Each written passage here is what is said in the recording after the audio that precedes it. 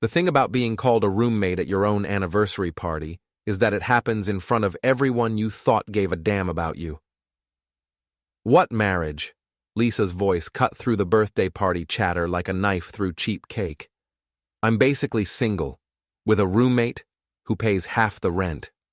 Before we dive deeper into this story, I have one small request. Please subscribe, drop a like, comment, and hit that hype button to boost this channel so more people can discover these incredible Reddit stories. The laughter that followed wasn't the kind that brings people together. It was the kind that separates the hunters from the prey, and I'd just been marked with a bright red target. I stood there in April's Instagram-perfect living room, holding a beer that suddenly tasted like disappointment, watching my wife of 3 years perform for an audience that included her cousin Jared, her best friends April and Zoe, and about 20 other people who'd apparently been waiting for this exact moment. "Come on, Lisa," Jared said, but he was grinning. "How's married life really treating you?" Lisa threw back her head and laughed again, the sound bouncing off the exposed brick walls of April's trendy apartment. She'd been drinking since we arrived 2 hours ago, but this wasn't alcohol talking. This was Lisa being Lisa, just louder. "Married life?" She gestured toward me with her wine glass, and I watched the red liquid slosh dangerously close to the rim. "David's sweet, don't get me wrong. He does the dishes, takes out the trash, pays his share of everything. He's basically the perfect roommate." More laughter. April covered her mouth with her hand, but her eyes were bright with the kind of cruel amusement that feeds on other people's humiliation. Zoe just stared at me with something that might have been pity if I squinted hard enough. "But roommates don't stay forever," Lisa continued, and now she was looking directly at me. "Eventually they move out and find their own place." The room went quiet for about 3 seconds. Then someone, I think it was one of April's co-workers, started laughing again, and the sound spread like wildfire through the crowd. I set my beer down on the granite countertop and smiled. Not the kind of smile you give when you're happy, but the kind you give when you've just figured out exactly how the game is played. "You're absolutely right," I said, my voice carrying just far enough for everyone to hear. "Roommates do move out eventually." Lisa blinked, maybe hearing something in my tone that the others missed. But then Jared was refilling her glass, and April was pulling her toward the kitchen to show off some new gadget, and the moment passed.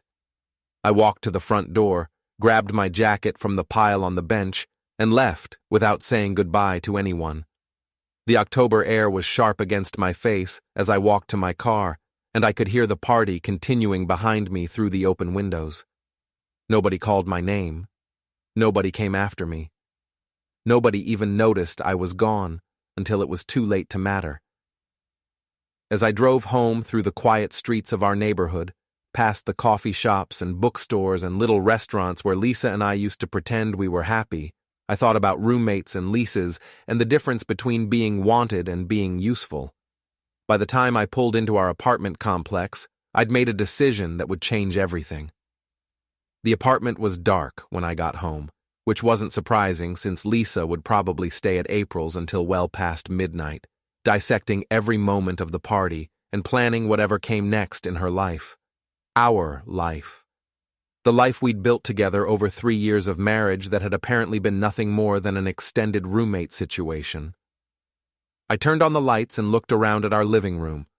The couch we'd bought together at a furniture store in Portland during our first year of marriage. The coffee table Lisa had insisted on, the one that cost twice what we'd budgeted, but that she absolutely had to have. The bookshelves filled with my novels and her architecture magazines, the framed photos from our wedding, our honeymoon last Christmas morning. All of it suddenly looked different. Not like the home we'd built together, but like a stage set for a play that had been running too long. I went to the bedroom and pulled out the suitcase we'd used for our honeymoon in Italy. It still had the airline tags attached, little paper reminders of what felt like someone else's life. I packed methodically, clothes, toiletries, the few things that were undeniably mine. It didn't take long. 3 years of marriage, and my entire life fit into 2 suitcases and a duffel bag. The hardest part was the wedding ring. I stood in the bathroom, looking at myself in the mirror, and twisted the gold band around my finger. Lisa had picked it out, just like she'd picked out most things in our life together. I'd gone along with her choices because I thought that's what marriage was: compromise, accommodation, finding ways to blend 2 lives into one. But you can't blend with someone who sees you as furniture. I slipped the ring off and set it on the bathroom counter next to Lisa's collection of expensive moisturizers and serums. Then I went to the kitchen and wrote a note on the back of an envelope. "You were right. Roommates don't stay forever. I've transferred the lease to your name only. All the utilities, too. Congratulations on your independence. David." I left the note on the kitchen island next to the coffee maker, grabbed my bags, and walked out of the apartment for the last time. The extended stay hotel on Route 1 wasn't exactly luxury accommodations, but it was clean and quiet and mine.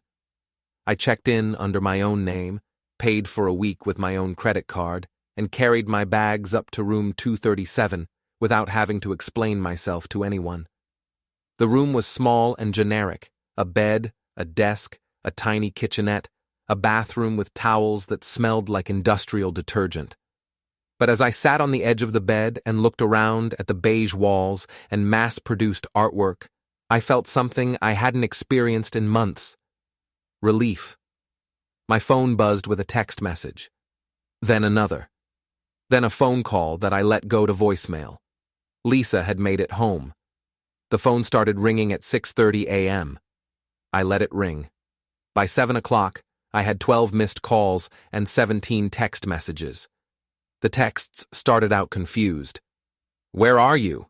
and "Your stuff is gone." Then moved quickly through anger. "This is ridiculous, and you can't just disappear," before landing on panic. "David, please call me back," and "We need to talk about this."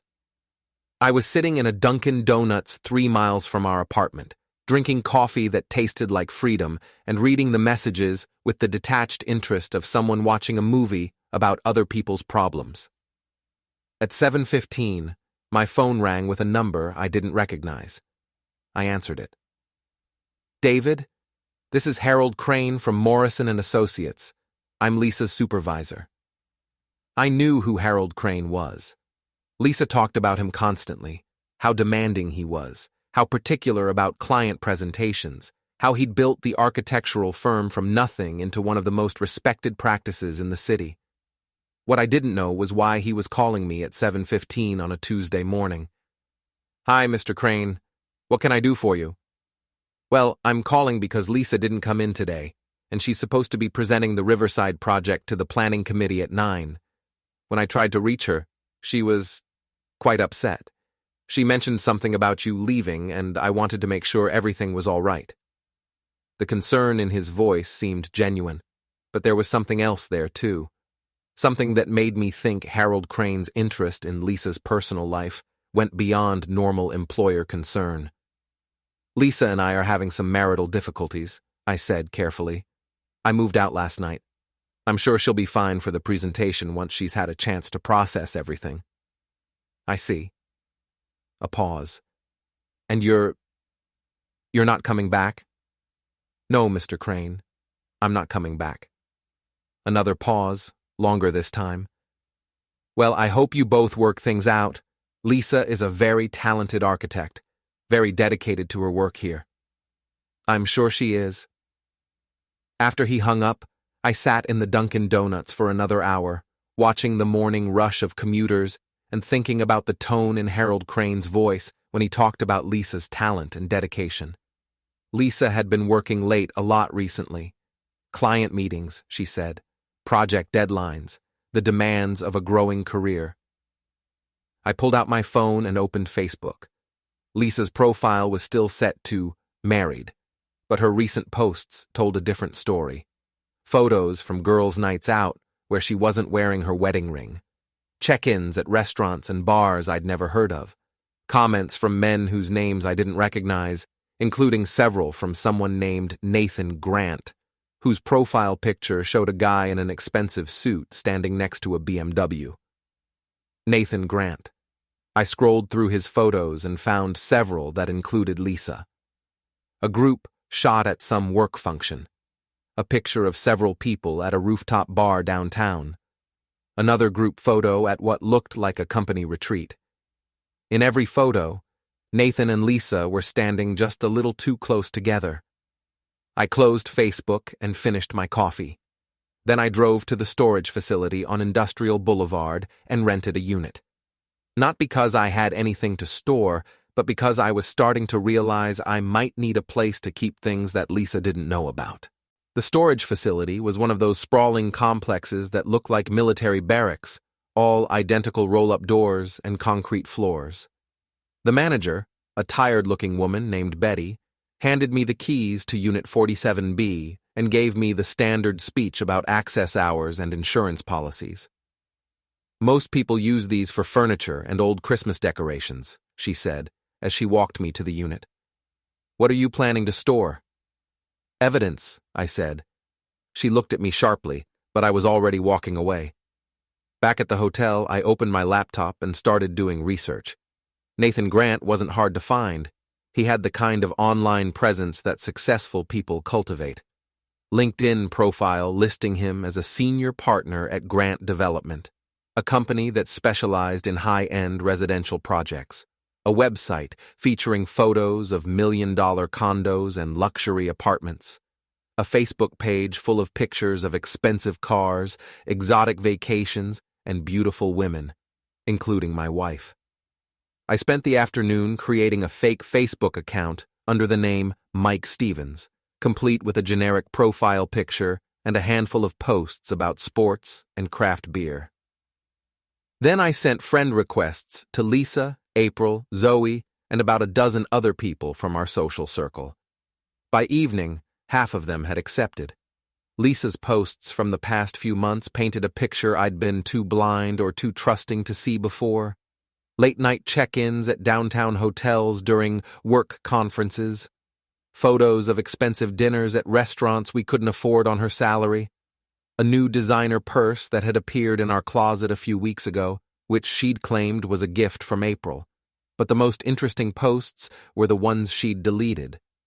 Facebook might remove them from her timeline, but they still showed up in the activity log if you knew where to look. And thanks to a computer programming course I'd taken in college, I knew exactly where to look. The deleted posts told the real story. Photos of her and Nathan at intimate dinners for two, check-ins at his penthouse apartment building. A picture of her wearing a necklace I'd never seen, with the caption, "Some gifts are worth keeping secret." I screenshotted everything and saved it to a folder on my laptop.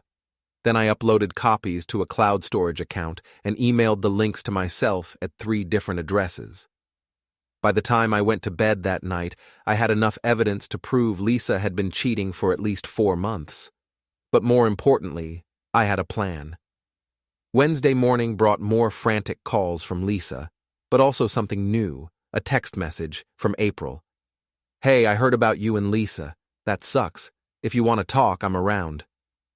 I stared at the message for a long time. April had been Lisa's best friend since college, the kind of friend who knew all the secrets and took all the sides. The fact that she was reaching out to me meant one of 2 things. Either she genuinely felt bad about what had happened at the party, or Lisa had sent her to do damage control. I decided to find out which. We met at a coffee shop in downtown Portland, one of those places with exposed brick walls and baristas who took their craft seriously. April was already there when I arrived, sitting at a corner table with a latte and a nervous expression. "Thanks for meeting me," she said as I sat down across from her. "I wanted to apologize for last night. What Lisa said, that was harsh." "Which part? The part where she called me a roommate, or the part where she said roommates don't stay forever?" April winced. "All of it. She was drunk, and Jared was egging her on, and you know how she gets when she's performing for a crowd." "Actually, I don't think I do know how she gets. Apparently, I don't know her at all." The barista called out someone's order, and we both looked toward the counter. When April turned back to me, her expression had changed. David, can I ask you something? When you left last night, did you go home? Why? Because Lisa called me at 3 in the morning, completely hysterical. She said you'd packed up all your stuff and left a note saying the lease was in her name now. She said she couldn't afford the rent on her own.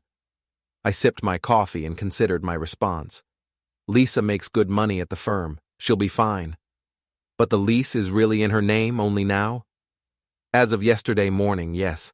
I called the landlord and had myself removed, paid the fee to transfer it. Lisa wanted to be single, so I made sure she got what she wanted. April stared at me. You're serious about this?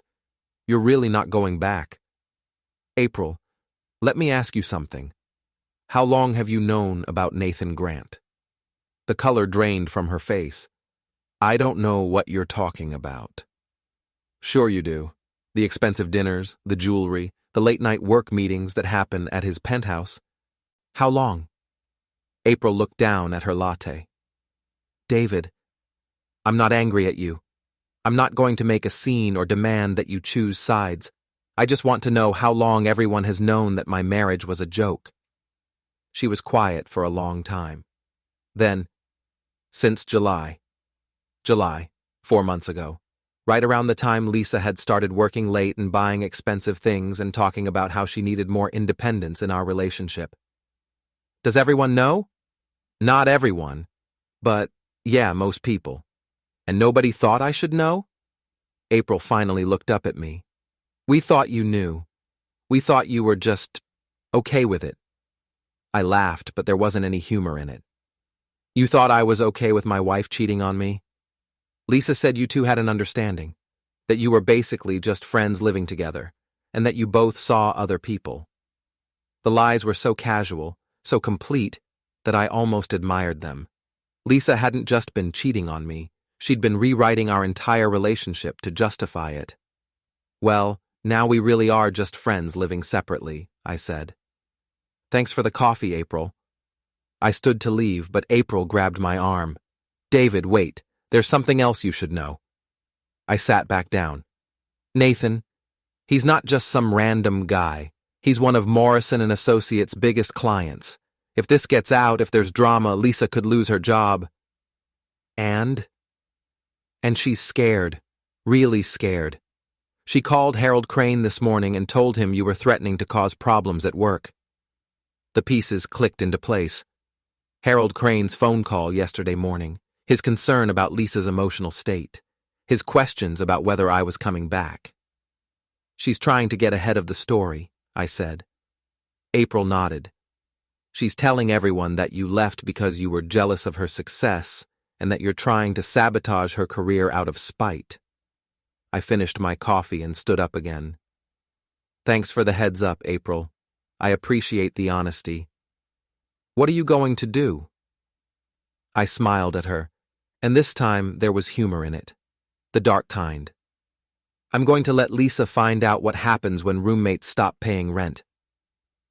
That afternoon, I drove to Morrison & Associates. The architectural firm occupied the top 3 floors of a glass office building in the Arts District, the kind of place that screamed success and sophistication. I parked across the street and waited. At 5:30, employees started leaving the building. I recognized a few faces from company parties Lisa had dragged me to over the years. At 5:45, Nathan Grant walked out the front entrance. He was exactly what I'd expected, tall, expensively dressed, with the kind of confident stride that comes from never having to worry about money. He walked to a silver BMW parked in the building's private garage and spent a few minutes on his phone before driving away. I followed him.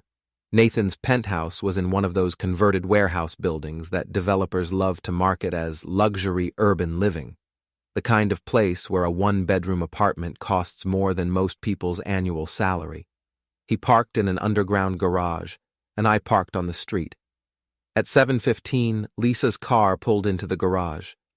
I sat in my car for 2 hours, watching the lights in Nathan's penthouse windows and thinking about the conversation I'd had with April. Lisa was scared, which meant she was going to get desperate, and desperate people make mistakes. My phone buzzed with another text from Lisa. David, please, we need to talk. I can explain everything. I turned off my phone and drove back to the hotel. Thursday morning, I called in sick to work. I'd been teaching high school English for 8 years, and I had plenty of sick days saved up. My students were reading The Great Gatsby, which seemed fitting, a story about people who create elaborate lies to cover up who they really are. Instead of going to school, I went shopping. First stop, Best Buy, where I bought a small digital recorder and a prepaid cell phone. Second stop, Office Depot, where I bought a printer, paper, and envelopes. Third stop, a copy shop in a part of town where nobody would recognize me. At the copy shop, I printed out every screenshot and photo I'd saved from Lisa's social media accounts. The pictures of her with Nathan at restaurants and hotels, the deleted posts about expensive gifts, the photos from work events where they were standing too close together. I put everything in a manila envelope and addressed it to Harold Crane at Morrison & Associates. But I didn't mail it. Not yet. Instead, I drove to the storage unit and locked the envelope in the metal cabinet I'd bought and installed in Unit 47B. Then I sat on a folding chair in the middle of the empty concrete space and called Lisa. She answered on the first ring. David? Oh my God, I've been trying to reach you for days. Where are you? I'm around. You wanted to talk? Yes, please. Can you come home? We need to discuss this like adults. I am home, Lisa. This is my home now. If you want to talk, you can come to me. Where are you staying? I gave her the address of a diner near the storage facility. Meet me there in an hour. She was already there when I arrived, sitting in a corner booth with red eyes and yesterday's makeup. She looked smaller somehow, less put together than the confident woman who'd humiliated me at April's party. You look terrible, I said as I slid into the seat across from her. Thanks. That's exactly what I needed to hear. The waitress came over and I ordered coffee. Lisa just stared at her hands. So, I said, you wanted to explain everything. David, I'm sorry. What I said at the party. I was drunk and stupid and I didn't mean it. Which part didn't you mean? The part about being basically single, or the part about me being a roommate? All of it. None of it. I don't know. She looked up at me with tears in her eyes. I'm scared, David. I can't afford the apartment on my own. I can't afford anything on my own. You should have thought about that before you decided to be single. I never decided to be single. I love you. I laughed. Lisa, you've been cheating on me for months. With Nathan Grant. Don't insult my intelligence by pretending otherwise. Her face went white. How did you... Who told you that? Does it matter? The point is I know. I've known since Tuesday. She was quiet for a long time. Then, it's not what you think. Really? What is it then? It's complicated. Nathan is a client and he's been helping me with my career and sometimes the lines get blurred, but it's not. We're not. You're not what? Sleeping together? Because I have photos that suggest otherwise. The tears started then, real ones this time. David, please. I made mistakes, okay? I got caught up in the excitement of working with someone successful, and I let things go too far, but it doesn't mean anything. You're my husband. You're the one I come home to. Used to come home to. Past tense. It doesn't have to be past tense. We can work this out. We can go to counseling. We can start over. We can... Lisa. I reached across the table and took her hand. Look at me. She looked up, hope flickering in her eyes. I want you to listen very carefully to what I'm about to say. Our marriage is over. I'm not coming back. I'm not going to counseling. I'm not going to pretend that the last 4 months didn't happen. But I'm not finished. You wanted to be single, so you're single. You wanted independence, so you're independent. You wanted me to be a roommate instead of a husband, so now you don't have either. I let go of her hand and stood up. The lease is in your name. The utilities are in your name. The credit cards we shared are canceled. You're on your own, just like you wanted. David, wait! But I was already walking away. That evening, I sat in my hotel room and made a list. Not a to-do list, but a list of everyone who had known about Lisa's affair and chosen not to tell me. April, who had admitted knowing since July. Zoe, who had been at every girls' night out where Lisa talked about being basically single. Jared, who had encouraged Lisa's performance at the party. Harold Crane, whose concern about Lisa's emotional state suggested he knew exactly why her marriage was falling apart. All of them had watched me play the fool for months. All of them had laughed behind my back while I paid half the rent on an apartment where my wife brought other men. I looked at the list for a long time, then I crumpled it up and threw it in the trash. I didn't want revenge against all of them. I wanted revenge against the two people who had actually betrayed me, Lisa and Nathan. The others were just collateral damage in someone else's war, but collateral damage could be useful if you knew how to deploy it. I picked up my phone and scrolled through my contacts until I found Zoe's number. Then I sent her a text from my regular phone, not the fake Facebook account. "Hey Zoe, it's David. I know this is weird, but I wanted to thank you for being honest with me about Lisa and Nathan. It means a lot to know I have at least one real friend in this situation." I sent the message and waited. 15 minutes later, my phone rang. "David, I got your text, but I think there's been a misunderstanding. I never told you about Lisa and Nathan." "Oh." I let confusion creep into my voice. "Someone did, though. Someone who was at April's party on Monday night. I just assumed it was you because you seemed uncomfortable when Lisa was talking about being single." "I was uncomfortable. But David, I never said anything to you about Nathan." "Then who did?" A pause. "I don't know. But David, how much do you know?" "Enough. Photos, deleted social media posts, the works. I've been documenting everything since Tuesday." "Oh my God.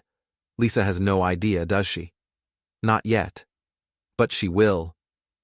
After I hung up, I smiled. By tomorrow morning, Zoe would have called April, and April would have called Lisa, and Lisa would know that I had evidence of her affair. She would also know that someone at the party had told me about Nathan, but she wouldn't know who. Paranoia was a useful weapon when deployed correctly. My phone buzzed with a text from Lisa. "We need to talk. Tomorrow, it's important." I turned off my phone and went to bed. Friday afternoon, Lisa called me 17 times. I answered on the 18th call. "David, where the hell are you? I've been trying to reach you all day." "I've been busy. What do you want, Lisa?" "I want to know what you think you're doing. Zoe said you have photos of me and Nathan. She said you're documenting things." "Zoe talks too much." "David, listen to me.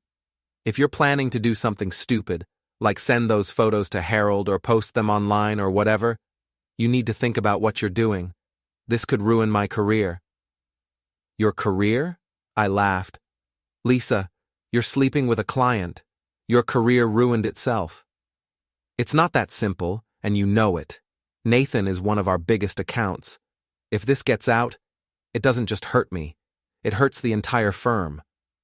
"Sounds like a problem you should have considered before you started screwing him." "Don't be crude. Don't be a hypocrite." There was a long silence. Then, "What do you want?" "Excuse me?" "You heard me. What do you want? Money? The apartment? What's it going to take for you to keep quiet about this?" I sat down on the edge of my hotel bed. "You think I'm blackmailing you? Aren't you?" "No, Lisa. I'm divorcing you. There's a difference. But the photos are evidence, in case you try to claim I was the one who destroyed our marriage." Another silence. "David, please. I know I hurt you and I know I handled everything wrong, but we can fix this. We can work it out." "We can't." "Why not?" "Because you don't love me. You never loved me. I was convenient, and I was safe, and I helped pay the bills, but you never loved me." "That's not true." "Lisa, you called me a roommate in front of 20 people. You said roommates don't stay forever. You were right. They don't, so I left. I was drunk. You were honest. For the first time in months, you were completely honest about how you see me. I could hear her crying on the other end of the phone. David, I can't afford the apartment without you. I can't afford anything without you. My salary covers my car payment and my student loans and maybe groceries, but that's it. Then maybe you should ask Nathan to help. I can't do that. Why not? Because it's not that kind of relationship. I almost felt sorry for her then. Almost. What kind of relationship is it, Lisa? It's complicated.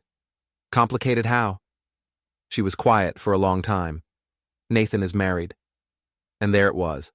The final piece of the puzzle. Lisa wasn't just cheating on me. She was helping Nathan cheat on his wife. She was the other woman in someone else's marriage, which meant she would always be disposable. I see, I said. David, you can't tell anyone about Nathan being married. His wife doesn't know, and if she finds out, she'll divorce him and take half his money? It would destroy him. Good. David. I hung up. An hour later, April called. David, I just talked to Lisa. She's a mess. She's talking about losing her job and her apartment and everything. She made her choices, April. I know, but... Look, I know you're angry, and you have every right to be, but Lisa is my friend. I can't just watch her destroy her life. She already destroyed her life. I'm just refusing to clean up the mess. What if we could work something out? What if Lisa ended things with Nathan and you two tried counseling? April, let me ask you something. If your boyfriend was cheating on you for 4 months, and all your friends knew about it but didn't tell you, and then he humiliated you in public and called you a roommate, would you take him back? That's different. How? Because Lisa loves you. No, she doesn't. She loves the idea of having someone reliable to split the bills with. There's a difference. April was quiet for a moment. So what happens now? Now Lisa learns what it's like to be actually single instead of just pretending to be. And Nathan? Nathan learns what it's like when other people's wives aren't quite as understanding as I've been. David, you can't... I hung up on her too. That evening, I drove to Nathan's building and parked across the street. At 8:30, Lisa's car pulled into the garage. At 9:15, they both came out and walked to a restaurant 2 blocks away. I followed them. The restaurant was one of those trendy places with small plates and big prices, the kind of place Lisa and I could never afford on our combined salaries, but that Nathan probably considered casual dining. They sat at a corner table, and even from across the room, I could see that Lisa had been crying. I took a seat at the bar and ordered a beer. Nathan was doing most of the talking, his hands moving expressively as he spoke. Lisa nodded and wiped her eyes with her napkin. At one point, Nathan reached across the table and took her hand, but she pulled away. They were arguing, quietly, politely, but definitely arguing. After about an hour, Nathan threw some cash on the table and stood up. He said something to Lisa that made her face crumple, then walked out of the restaurant without looking back. Lisa sat at the table alone for another 20 minutes, crying into her wine glass. I paid for my beer and left. Saturday morning, I woke up with a plan. First, I drove to a different copy shop and printed out a new set of photos. Not just the pictures of Lisa and Nathan, but also screenshots of Nathan's social media accounts, including several photos that showed him wearing a wedding ring and posed with a blonde woman who was presumably his wife. Then I did some research. Nathan's wife was named Jennifer Grant. She was a pediatric nurse at Maine Medical Center, and according to her Facebook page, she and Nathan had been married for 6 years. Her recent posts were full of pictures of their house, their dog, and their upcoming vacation to Italy. She had no idea her husband was cheating on her. I spent the afternoon crafting 2 anonymous letters. The first one was addressed to Jennifer Grant. It contained copies of the photos showing Nathan with Lisa, along with a simple note. Thought you should know what your husband does during his business dinners. A concerned friend. The second letter was addressed to Harold Crane at Morrison & Associates. It contained the same photos, plus additional documentation showing that Nathan's company had been awarded several lucrative contracts with the firm during the same period that he'd been having an affair with Lisa. The note was longer. Mr. Crane, I thought you should be aware of the relationship between one of your employees and one of your clients. As you can see from the attached documentation, Lisa Morrison has been having an affair with Nathan Grant for several months. Given that Mr. Grant's company has received significant business from your firm during this period, you may want to investigate whether this relationship has influenced any business decisions. I'm sure you'll handle this matter with the discretion it deserves. I mailed both letters from different post offices on opposite sides of town. Then I waited. Sunday passed quietly. I spent the day reading and trying not to think about what would happen when the letters were delivered on Monday morning. Monday morning, my phone started ringing at 8:30 a.m. The first call was from Lisa. I didn't answer. The second call was from April. I didn't answer that one either. The third call was from a number I didn't recognize. I answered it. Is this David Morrison? Yes. This is Jennifer Grant. I think we need to talk. We met at a coffee shop in South Portland, far enough from downtown that we were unlikely to run into anyone we knew. Jennifer was smaller than I'd expected, with tired eyes and the kind of pale complexion that comes from working night shifts at a hospital. Thank you for meeting me, she said as we sat down at a corner table. And thank you for the letter. I'm sorry you had to find out that way. Are you? Because from what I understand, you've known about this for a while. I studied her face. How much do you know? I know my husband has been cheating on me with your wife. I know it's been going on for months. And I know you're the one who sent me the photos. The letter was anonymous.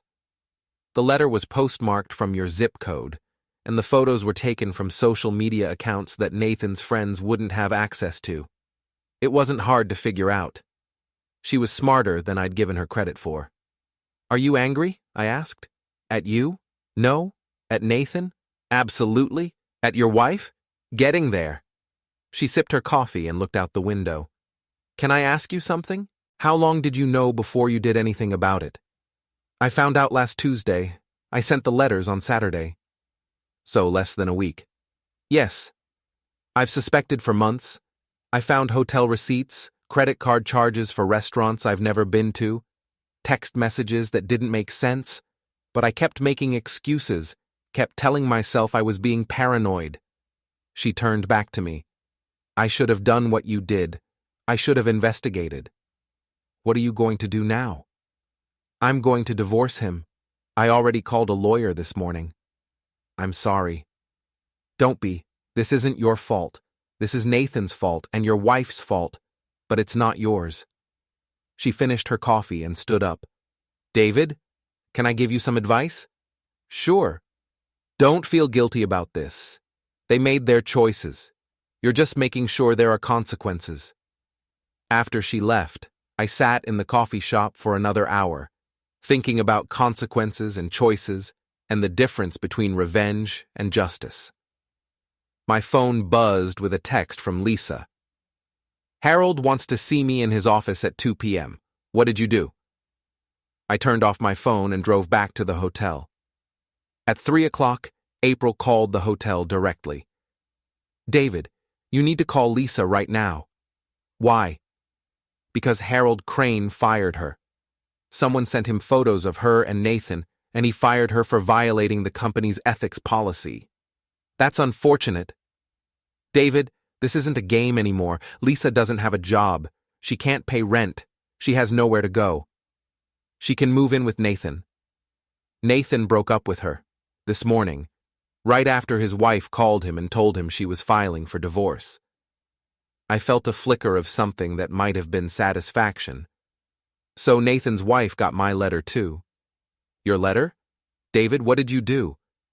I made sure that everyone involved in this situation had all the relevant information. You destroyed 2 marriages. No, April. Lisa and Nathan destroyed 2 marriages. I just documented it. April was quiet for a long time. Lisa is talking about calling you and begging you to take her back. She can call. I won't answer. David, please. She's learned her lesson. She's sorry. She knows she made a mistake. She's sorry she got caught. There's a difference. What do you want her to do? She's lost everything. I want her to live with the consequences of her choices, just like I had to live with the consequences of hers. You're being cruel. I'm being fair. Tuesday morning, I checked out of the hotel and drove to a real estate office. I'd been thinking about buying a place of my own, something small and simple that would be entirely mine. The realtor, a cheerful woman named Susan, showed me 3 condos and 2 houses.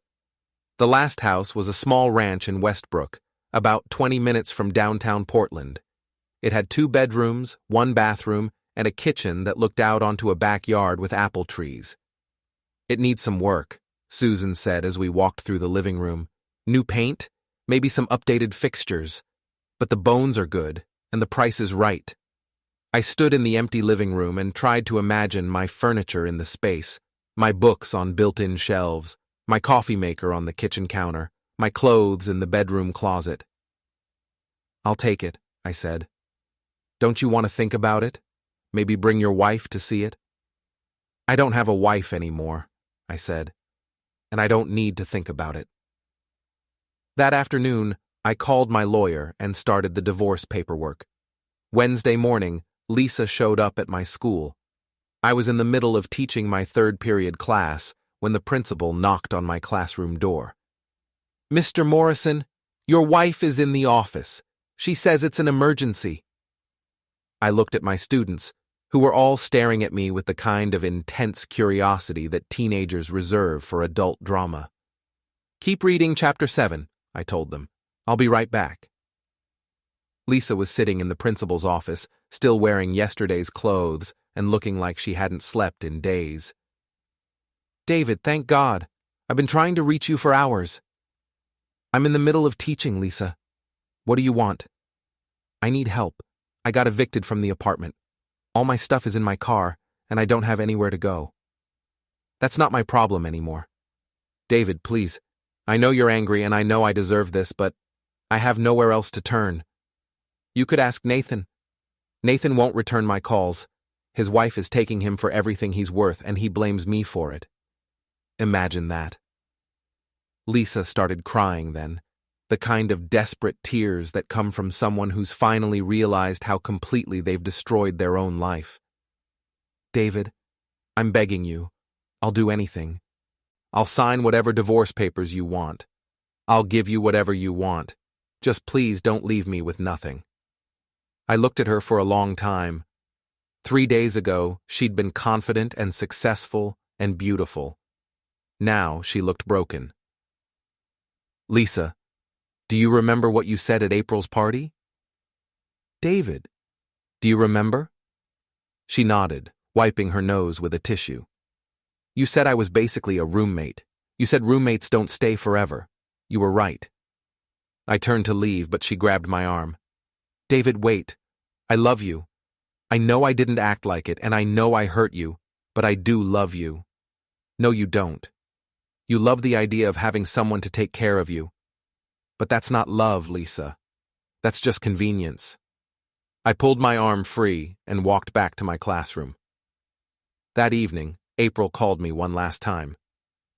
David, I just wanted you to know that Lisa is staying with me for a few days, until she figures out what to do next. Okay? She's really sorry. She knows she messed up. I'm sure she is. Is there anything she could do to make this right? I thought about it for a moment.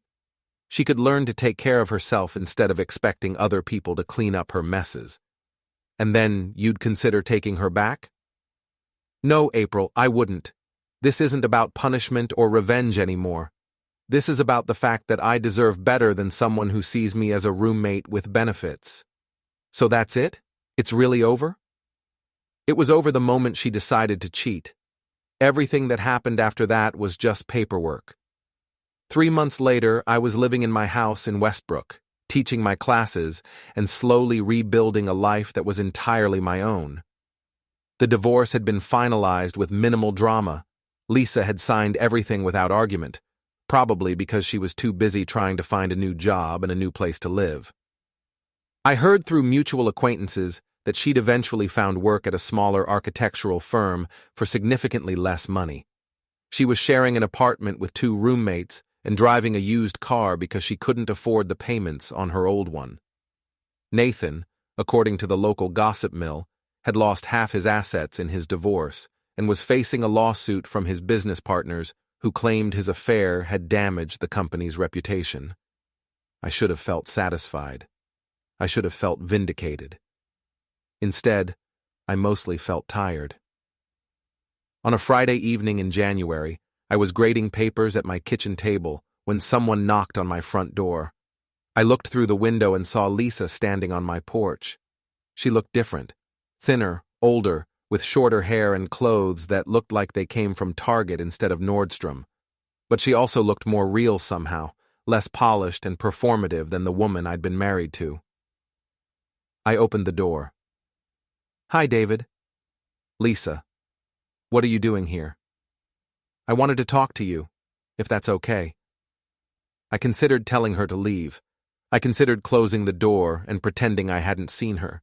Instead, I stepped aside and let her in. She looked around at my living room, my books on the shelves I'd built myself, my furniture arranged the way I liked it, my life organized according to my own preferences for the first time in years.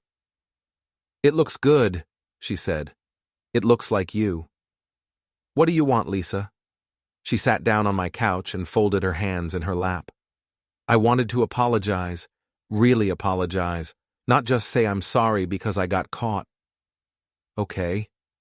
I know what I did was wrong. Not just the cheating, but the way I treated you, the way I talked about you to other people, the way I made you feel invisible in your own marriage." She looked up at me. "I was selfish and cruel, and you didn't deserve any of it." "No, I didn't. I also wanted to thank you." "Thank me?" "For not destroying me completely. You could have posted those photos online or sent them to everyone we know or done 100 other things that would have made my life even worse. But you didn't." "I'm not a vindictive person, Lisa." "I know. That's one of the things I loved about you, one of the things I took for granted." We sat in silence for a few minutes. Then she stood up. "I should go. I just wanted you to know that I understand what I lost, and I understand that it was my fault." She walked to the door, then turned back. "David, are you happy?" I thought about it. "I'm getting there." "Good. You deserve to be happy." After she left, I sat in my living room for a long time, thinking about marriage and roommates and the difference between love and convenience. My phone rang. It was Susan, the realtor who'd sold me the house. "David, I have a client who's interested in the house next door to yours. She's a teacher, too, recently divorced, looking for a fresh start. I thought maybe you could tell her about the neighborhood." "Sure," I said. "I'd be happy to help." 6 months later, I was having coffee with my neighbor Laurel on her back porch, watching the apple trees bloom in both our yards. She was a kindergarten teacher with a laugh that made me remember what it felt like to be genuinely happy. "Can I ask you something?" she said as we watched a cardinal build a nest in the apple tree. "Sure. Do you ever miss being married?" "I miss being married to the right person," I said. "I don't miss being married to the wrong one." She nodded. "My ex-husband used to say I was like a roommate who happened to sleep in his bed." That must have hurt. It did. But you know what hurt more? Realizing he was right. We were roommates. We were just going through the motions of being married without actually loving each other. I reached over and took her hand. "Well, roommates don't stay forever." She smiled. "No, they don't. But sometimes they get replaced by something better." A year later, Laurel and I were engaged, not because we needed each other to pay the bills, or because we were afraid of being alone, but because we actually enjoyed each other's company and wanted to build a life together. The night before our wedding, I got a text from an unknown number. Saw the announcement in the paper. Congratulations. You deserve to be happy. L. I showed the text to Laurel. Are you going to respond? She asked. No, I said. That chapter of my life is closed. Do you think she's happy? I think she's learning to be responsible for her own happiness instead of expecting someone else to provide it. That's probably the best thing that could have happened to her. Laurel kissed me. You're a good man, David Morrison. I'm a man who learned the difference between being needed and being wanted, I said. There's a difference. On our wedding day, surrounded by friends who actually cared about us and family who supported our relationship, I thought about roommates and marriages and the choices we make that define who we become. Lisa had been right about one thing.